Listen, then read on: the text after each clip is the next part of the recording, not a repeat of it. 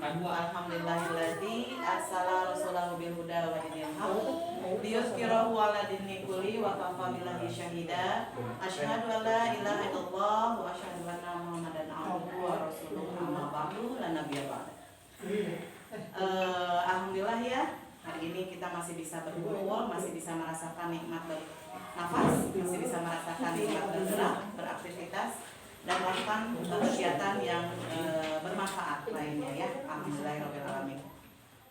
Hal ini patut kita syukuri ya, karena dilihat dari tadi ayat yang sudah kita bacakan tentang syukur nikmat ya. Betapa kita harus mensyukuri atas nikmat yang sudah Allah berikan. Tadi jelas sekali hubungannya antara nikmat yang nanti akan saya kaitkan sedikit dengan kesehatan gitu ya. Kenapa? Karena kesehatan itu nyambung dengan kenikmatan itu tersendiri ya. Salah satu kenikmatan seperti hadis riwayat Bukhari bahwa kesehatan itu adalah sebuah hal ya, nikmat yang harus betul-betul kita syukuri. Dulu pernah dibahas oleh Pak Didin, yaitu tentang kesehatan.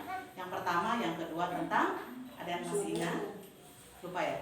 Waktu luang ya. Waktu luang yang dulu pernah dibahas oleh Pak Didin. Nah, sekarang saya akan mengarahkan sedikit kepada hadis Muslim dan Ibnu Majah bahwa seorang mukmin yang kuat lebih baik dan lebih disukai Allah daripada seseorang mukmin yang lemah dalam segala kebaikan. Nah, saya mengambil poin ini karena kita saling, mungkin di sini bukan saya berarti lebih ya, tapi kita saling mengingatkan, saling memberikan masukan walaupun itu sedikit. Saya harap ya walaupun satu ayat ya, satu ayat itu bisa memberikan manfaat yang lain gitu ya. Nah, sedikit dibahas di sini bahwa mukmin lebih baik, mukmin yang kuat itu lebih baik daripada mukmin yang lemah ya. Nah, kuat di sini kuat dalam segala hal ya.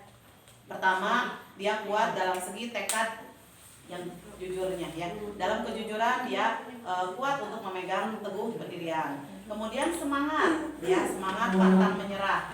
Dalam hidup kita harus punya semangat, karena tanpa semangat hidup akan terasa loyo ya, akan terasa hambar, akan terasa kurang enak gitu ya.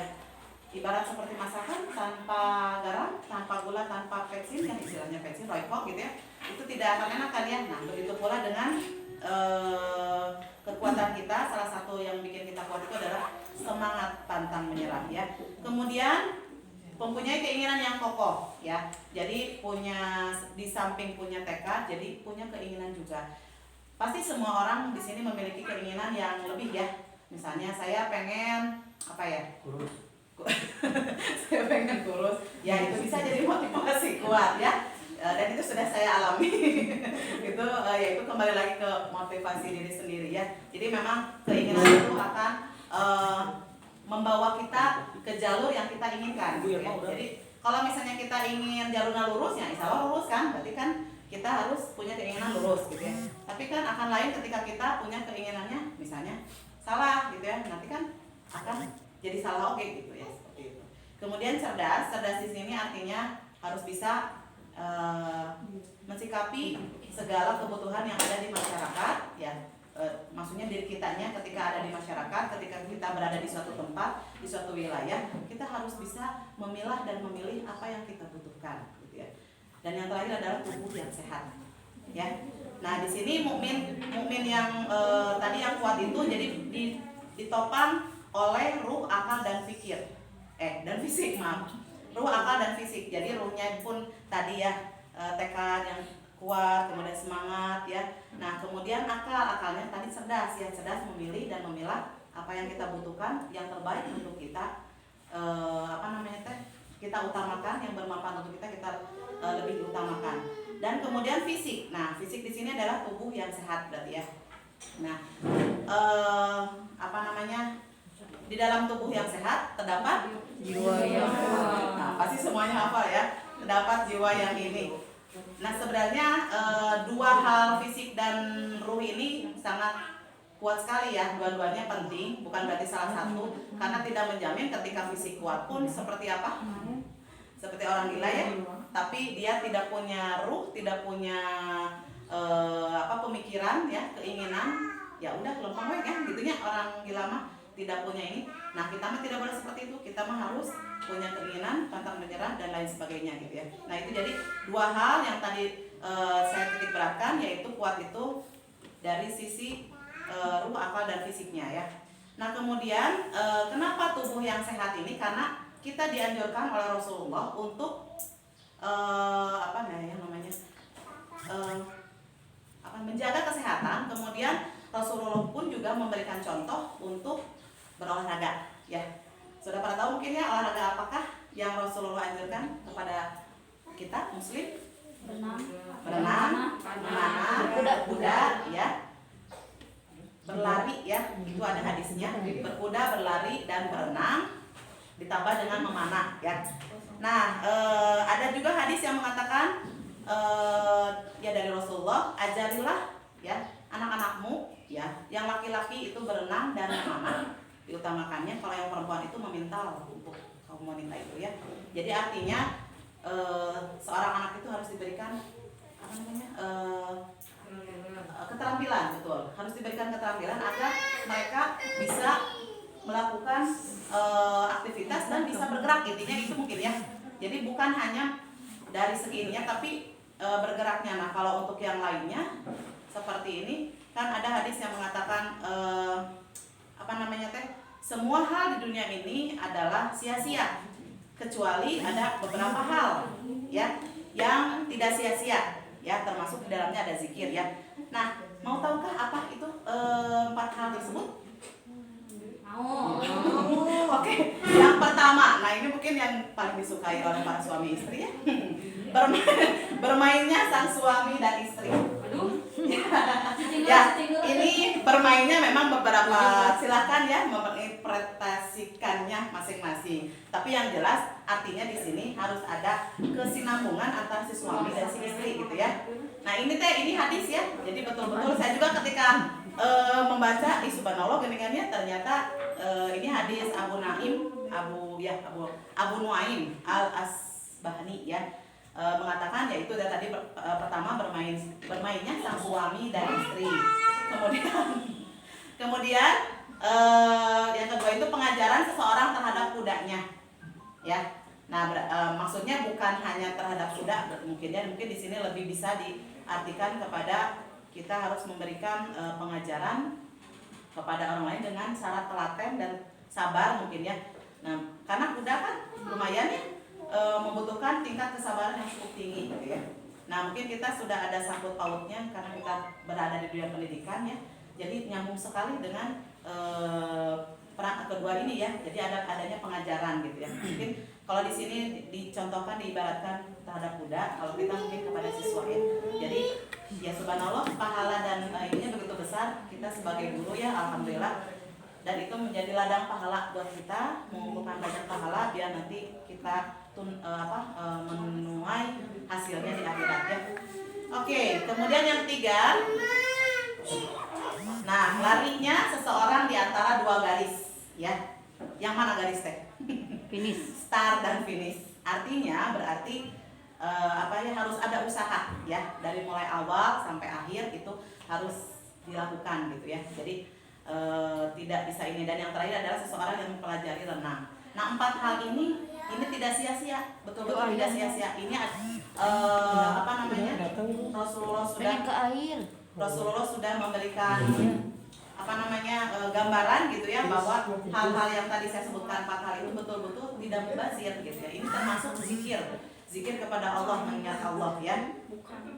Nah kemudian bahkan ya tadi karena berkaitan dengan ini nyambung ya dengan olahraga tadi, ada kisah dari Siti Aisyah ya, dari istrinya Nabi Muhammad gitu ya. Ini ada kisah lucu sih ya, kisahnya tentang lari.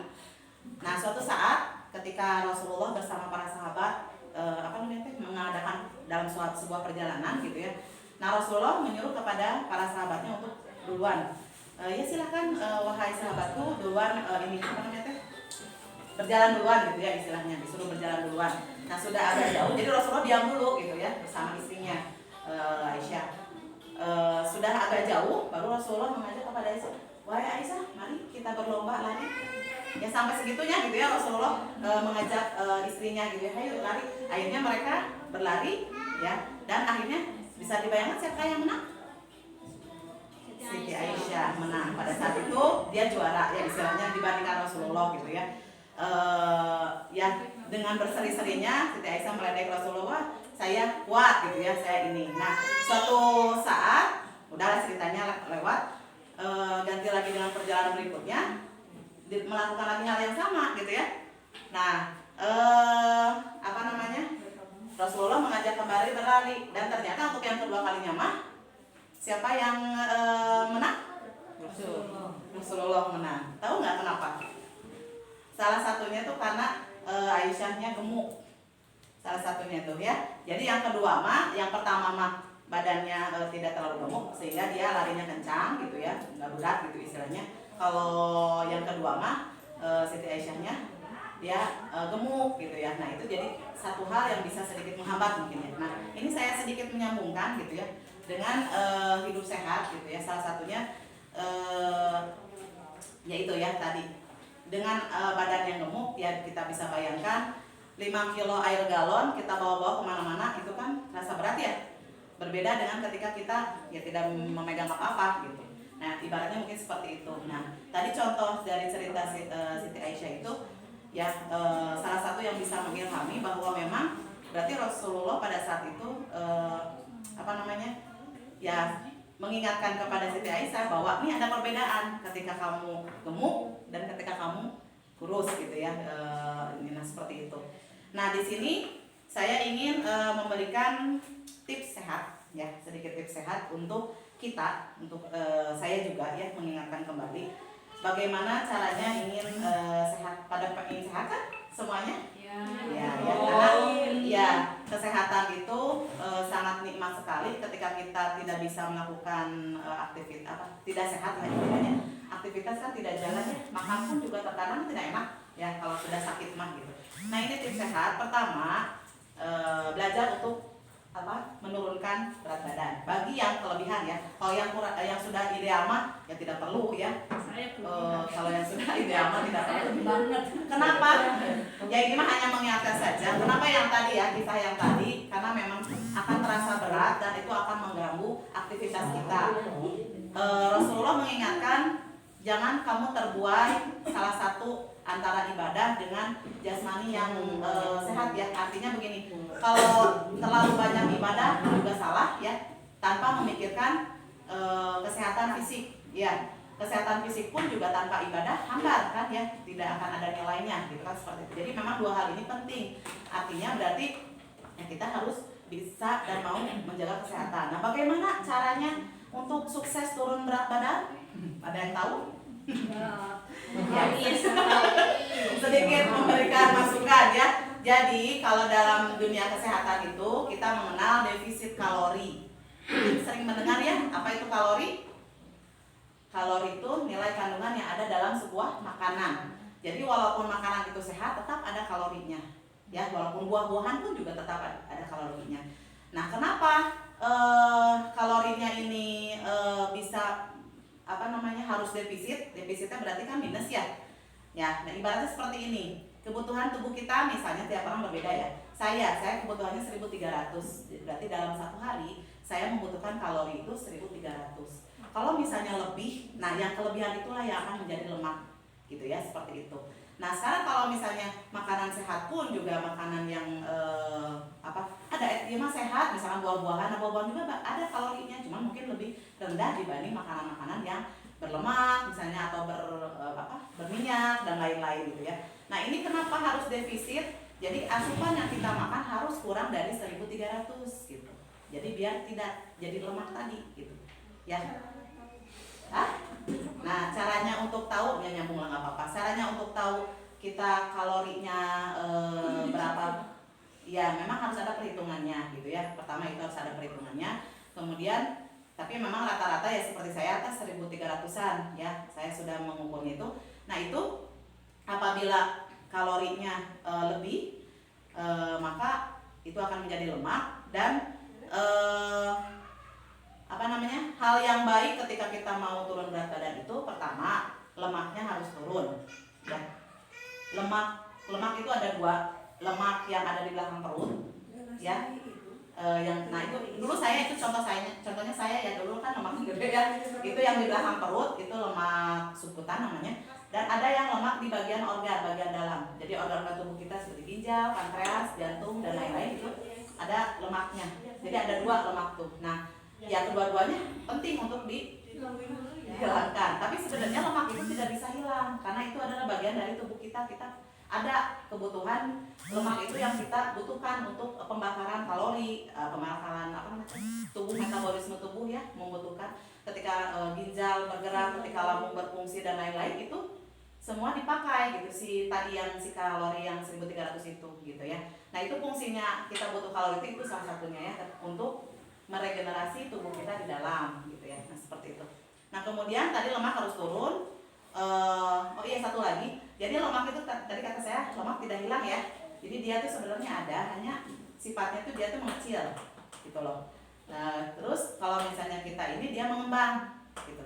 Jadi seperti balon ya, seperti balon kalau gambaran dari dokternya mah gitu ya. Jadi bisa mengembang dan mengepis. Nah kasusnya bagi yang terlalu ekstrim untuk diet itu ketika berhenti dietnya dia akan mengembang lebih besar 2 kali lipat daripada yang sebelumnya. Nah itu yang memang harus agak dipikirkan ya, jangan terlalu ekstrim tetap ya tubuh mah butuh nutrisi. Kalaupun misalnya ada yang diet air saja itu pun juga tetapi menzalimi tubuh. Kenapa? Karena tubuh itu punya hak ya, tubuh punya hak, dia punya hak untuk mendapatkan karbohidrat, serat, mineral gitu ya, protein apalagi gitu ya. Nah kalau misalnya sekarang dikurangkan asupannya ya, kebayangkan metabolisme tubuh kita di dalamnya akan kesulitan untuk mengolah segala hal yang harus dibakar gitu ya, seperti itu. Nah yang kedua yaitu otot harus naik. Nah otot ini yang menopang kulit kita, otot itu ya yang menggerakkan badan-badan kita kan otot ya itu. Nah itu harus naik. Jadi berat badan tidak menjamin lemak sedikit, karena ternyata banyak kasus ya di rumah sakit, di kedokteran katanya si badan yang kecil-kecil justru ada yang lemaknya justru lebih besar daripada kandungan lemak di dalamnya lebih besar daripada yang gemuk gitu. Kasusnya ada yang seperti itu ya. Nah yang satu lagi air harus meningkat, kuantitas air di dalam tubuh, karena kita hampir 80% ya, 75-80% itu kita kan air semuanya ya, terdiri dari air. Maka hidrasi atau asupan air ke dalam tubuh kita pun juga harus banyak. Nah sekarang saya pertanyaan, sudah berapa liter Anda minum hari ini atau kemarin gitu ya? Lupa. Nah itu sebaiknya ya, jadi mari kita sama-sama mengingatkan ya, sebaiknya minum air itu banyak. Nah sekarang saya kasih tips sedikit untuk mengukur kadar air yang kita butuhkan dalam tubuh kita. Itu 20 menit 20 kilo itu 1 liter air. Jadi silakan kalikan dengan berat badan kalian. Berat badan, kalau bebeknya misalnya 60, berarti saya kebutuhannya 3. Nah seperti itu. Jadi ininya gitu ya. Nah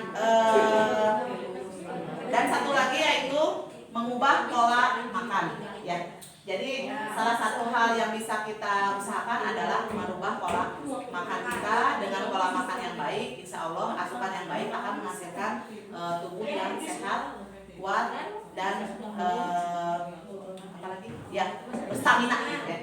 Ya demikianlah pembahasan hari ini. Mudah-mudahan tips saya sedikit, walaupun sedikit tapi itu bisa memberikan manfaat buat kita semua. Saya tutup saja dengan akhirul kalam. Wassalamualaikum warahmatullahi wabarakatuh.